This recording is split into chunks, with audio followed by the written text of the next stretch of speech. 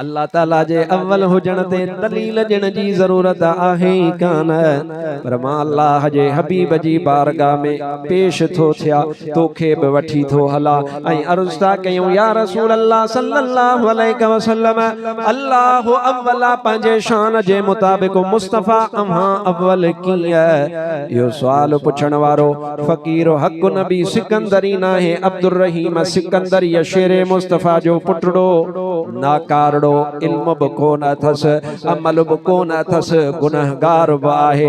उनखे न को फ़हम जी दावा वा, न को का वॾी दावा करण वारो आ। हक़ नबीअ खे पुछण जी कहिड़ी मजाल वा? हिन जगह ते महबूब मदीने वारे जी ख़िदमत में हज़रत जिब्रील जहिड़ियूं हस्तियूं बि अदब सां बीठल आहिनि। जै जगह ते हजरत अबू बकर सिद्दीक़ बि अदब सां बीठल आ, जै जगह ते सोनो उमर फारूक बि अदब सां बीठल आ, जै जगह ते सोनो उस्मान गनी, जै उस्मान गनीअ खे अल्लाह जे हबीब जन्नत अता फरमाए छड़ी आ, उते सोनो उस्मान बि अदब सां बीठल आ। जै जगह ते हैदर करार जंहिंजी हकल सां डूंगर बि डरी पवन, उहो बि अदब सां बीठल आ। जै जगह ते पीरन जो पीर दिलबर दस्तगीर अब्दुल कादिर जीलानी बि अदब सां बीठल आ। जै दरबार में मुंहिंजो मुर्शिद हज़रत रबर रोज़े धणी बि अदब सां बीठल आ। उते फ़कीर हक़ नबी जी कहिड़ी मजाल आ, पर मां ज़ुबाने काल जी ॻाल्हि कोन थो कयां, मां तोसां ॻाल्हि थो कयां ज़ुबाने हाल जी। अले हाल सम्झंदा हो अले कोन? हिकिड़ो हाल अॼुकल्ह बि माण्हुनि खे पवंदो आहे, बसि ॻाल्हि शुरू कर वठी ट्रिप ॾींदा, ट्रपा ट्रप हूंदी, बस ट्रिप थी। अच्छा ऐसी हमरा के जज्बो चढ़ियो, हां ओजे सियारो थधो दिलो मथों हारेस ॾिस त सूसट करे थो या न? जे सूसट कंदो त पोइ पक सम्झो त इहो जज्बो कोन्हे, से इनखे का ॿी बला भला जे सियारो न आहे, गर्मी आहे त पोइ हिकिड़ी सुई नंढड़ी हथ में रख, पोइ हमरा जेड़ी महिल जंप ॾे त थोड़ी सुई हणेस, ॾिस तो जज्बो विसारे तोखे गिची में पइजी वेंदो। अबा हाल त उहो आहे जंहिंमें माण्हू खे जान जी ख़बर ई न पवे। हाँ बादशाह जज्बो चढ़ियो, माणे ॾे कोन थो वञा जो हरू भरू असां वटि अहले सुन्नत में अॼुकल्ह गुजियूं नंढियूं माण्हुनि जूं थी वञनि, पोइ चए साईं असां ॾे छिकई, असां ॾे छिकई। मां त कंहिं ॾे छिकियो ई कोन, ज़ोरी पाण ॾे न छिकियो। अबा पाण खे ज़ाहिर न कयो, गुजियूं थोरियूं वॾियूं कयो, थोड़ा सीना कुशादा कयो त अल्लाह तव्हांखे इल्म जी दौलत सां नवाज़े। ऐं इन्हनि ॻाल्हियुनि खे सम्झो। अदा मां ज़ुबाने काल जी ॻाल्हि कोन थो कयां, मां हाल जी ॻाल्हि थो कयां। अल्लाह जे हबीब जी बारगाह में हक़ नबी अर्ज़ छा करे, मुस्तफ़ा जी बारगाह में इहो सुवाल हिक सहाबी अगे कयो। केड़ो सवाल? या रसूल अल्लाह, अल्लाह ताला अव्वल अव्वल मखलूक में केड़ी शय के पैदा कयो? मुखे पक वा या तुंजी हदीस ॿुधल आ, पर मां उहा कोन ॿुधाईंदुसि, मां ॿी ॿुधाईंदुसि। सल्लल्लाहु अलैका या रसूल अल्लाह वसल्लम अलैहि या हबीब अल्लाह। मां उम्रे शरीफ ते वयुसि, तां किताब वरतुम, छो त मौलवी जी दोस्ती किताब सां चङी आ। उन किताब में मां पढ़ियो आ अल्लामा हज़रत इब्ने हजर हैतमी रहमतुल्लाह ताला अलैह ऐं हज़रत अल्लामा इब्नुल जौज़ी रहमतुल्लाह ताला अलैह यो ताज़ो किताब छपियो आ, मां वठी आयो आहियां। अरबी ज़ुबान में आ किताब जो नालो आ अल वफ़ा बिफ़दाइलिल मुस्तफ़ा। अल्लाह जे हबीब जी बारगाह में महबूब जो सहाबी हाज़िर थियो आ। केरु? चओ चओ, सब कोन था चवनि, अञा अञा ज़ोर सां। सभिनीनि सां मोहब्बत कंदा हो या चूंड शुरू कई अथव त हे वणे थो हे नथो वणे? अबा उहा सूफ़नि में चूंड कंदो कर। सूफ़ वठण में चई हे वणे थो, हे ॻाढ़ो आहे, हे गोल्डन आहे, हे फिको आहे। छो अबा इहे सूफ़ तुंहिंजे कोयटा जे बागनि में थींदा हूंदा। स्ट्रॉबेरी हे तुंहिंजे हिन इलाइक़े पने आकिल जे कचे में थिए थी। अबा स्ट्रॉबेरी जेका ॻाढ़ी हूंदी उहा खणंदुसि, जेका पकल आहे उहा खणंदुसि, जेका कची आहे उहा खणंदुसि। मुंहिंजा भाउ अज़ीज़, इहा सूफ़नि में लीमनि में अंबनि में चूंड थींदी। मदीने वारे मीर पंहिंजा सहाबी पाण चूंडे रब खां अॻे वरता हर सहाबी नबी जन्नती जन्नती मुझे महबूब जा सब सहाबी जन्नती हन। असां इलाही सालन खां इहो मौजू खणंदा पिया चऊं खणंदा पिया चऊं खणंदा पिया चऊं ऐं असां निड़ीअ ते न ॾेई करे ओ महबूब जे सहाबिन जे बारे में घटि वधि ॻाल्हाइण वारनि खे अची लुकीअ में साह उन्हनि खे फासायो आहे। इंशाअल्लाह सकरात ताईं रुगो न उन्हनि जो दम कढी छॾींदासीं। महबूब जे सहाबिन ते ॻाल्हाइण कंहिंखे बि कोन ॾींदासीं इंशाअल्लाह। अबा मुत्तफ़िक़ आयो या न इंशाअल्लाह। या रुगो हक़ नबी चवे थो ऐं तव्हां चओ था त न सही न। बाबा महबूब जे सहाबिन ते का बि ॻाल्हि बर्दाश्त कान कबी। अल्हम्दुलिल्लाह असां हिलाली आहियूं। अम्मा अबे ते ॻाल्हि बर्दाश्त कोन कंदा आहियूं। हिलाली मुरीद आहियूं। पंहिंजे मुर्शिद ते बि कख कोन सहंदा आहियूं। पर कुल काइनात जा मुर्शिद मां महबूब जे सहाबिन जे कदमनि तां कुर्बान करे छॾिया। सिद्दीक़ जो शान हुई रब निरालो फरमायो सुभान अल्लाह।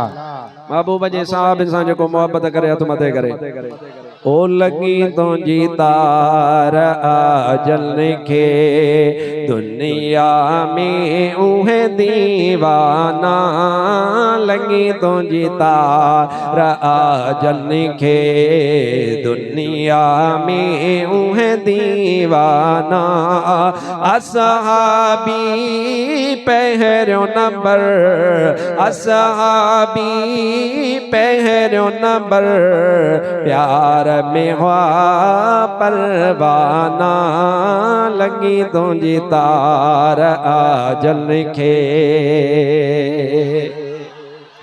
हाणे इहो सेहरो आयो आहे त भला चई छॾियो चओ ओ लगी तुंहिंजी तार जल खे दुनिया में उहे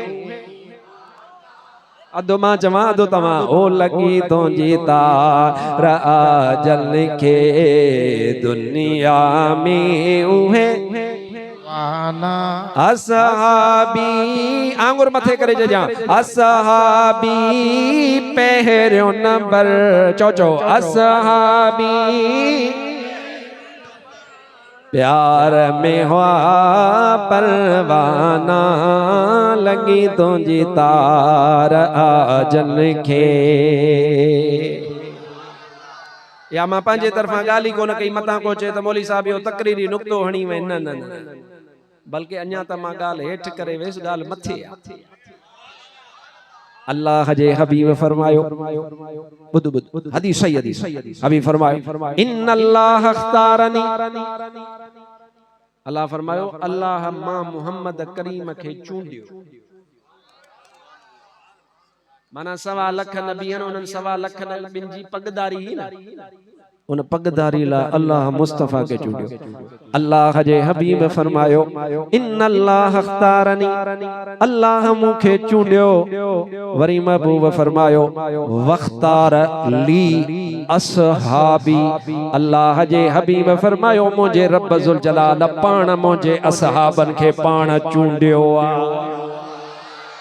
मुझे लाए अभी वख्तार अली मुझा यार तू यारो चूंडींदो हां कदे चंड्रो छई कदे ठग छई कदे दगा करई कदे धोखो जई यो तुझो यार छो इयो त तोखे खबर ही ना है सुबाने अले केहड़ो थे पर अदा अल्लाह के त केरो धोखो नथो दई सके। खबरदार खबरदार वा जुबान बाहर न कढ जा ये छिके करे तुजी निड़ी कुत्तन के खाराए छडबी जेका महबूब जे सहाबिन जे बारे में घट वध गालाए असा के वा जुबान खपे कान थी कसम खुदा जो असा के जुबान उआ खपे जेका या रसूल अल्लाह जो नारो बणे हक चार यार जो बणे हर सहाबी जन्नती जो नारो हणे हर सहाबी नबी जन्नती जन्नती। असा के एड़ा यार न खपन असा के एड़ा दोस्त न खपन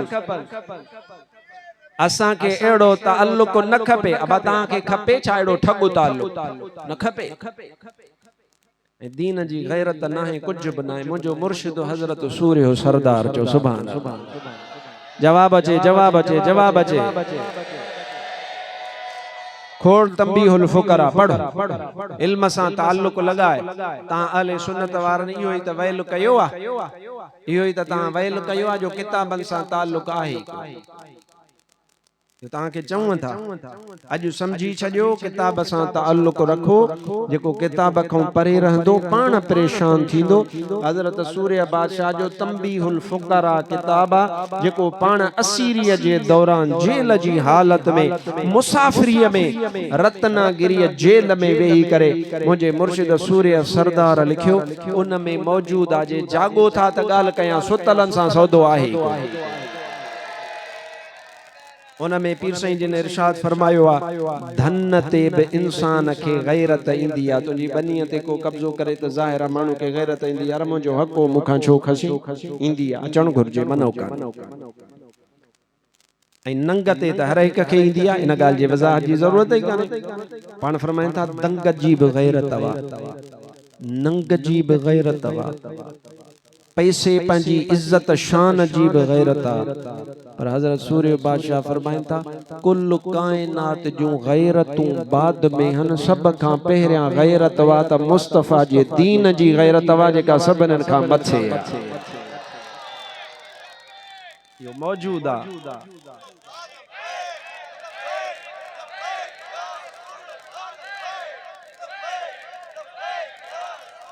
माशाअल्लाह त बाबा दीन जेको आहे उहो दीन अव्वल आहे या आखिर आहे ॻाल्हायो दीन सभ खां दीन सभ खां मथां हुआ अल्लाह जे हबीब जे सहाबी ॻाल्हि हितां शुरू थी अल्लाह जे हबीब जे सहाबीअ सुवाल कयो मुस्तफ़ा करीम खां सलात पढ़ंदो हलंदा उन सुवाल ॾे वठी हलाए